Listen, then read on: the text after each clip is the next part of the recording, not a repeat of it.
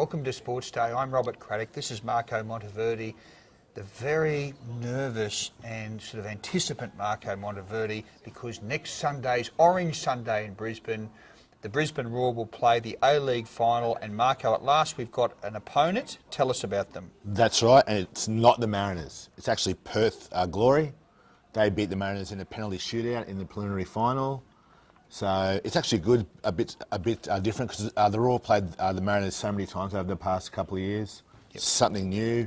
Shane Smeltz, the league's most feared striker, going up against the Roar's own deadly marksman, Basat Berisha. So the battle in itself. I guess this match has been played against a backdrop of intrigue, Marco, because we don't know what the coach Ange Postecoglou is going to do next year. Now, there's been so much written about it. Do you have that inner feeling that you have quite often on these big issues, and it's very rarely wide of the mark? What's your thoughts?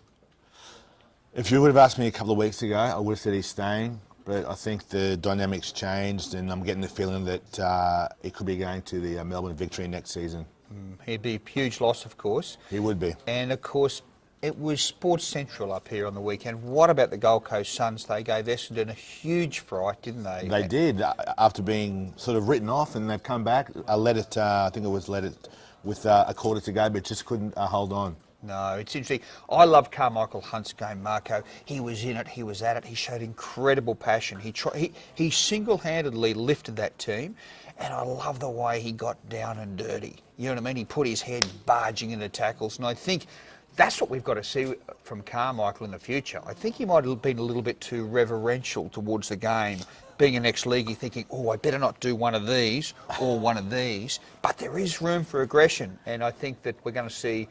Will this be the line in the sand on the Gold Coast? It could be. Do you think that Carmichael has sort of embraced his new sort of leadership role? Yeah, I do. And look, I'm comparing him to Israel Folau in the Courier Mail tomorrow. Just a feeling that the success or failure of these two boys will probably rely. Everyone talks about handling skills, handballs, kicking. Mate, I reckon it's what's in here. Do you really, really, really, really want to do it? Now, Hunt, to me, looks like a guy who really wants it desperately.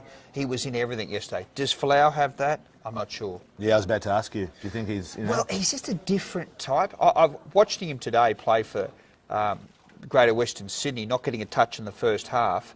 It reminded me of, they say, country jockeys when they come to the city. They ride behind a race.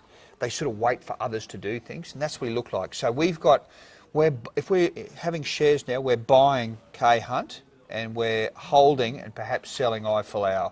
But there'll be more to this story. This will be an ongoing story for the next 2 or 3 years. It'll be a lot of fun, Marco. What do you think? I think, like you said, Carmichael Hunt got the sort of hunger. Is he? I hope he makes it. I'm just worried for him. We'll keep an eye on both of them. Speak soon.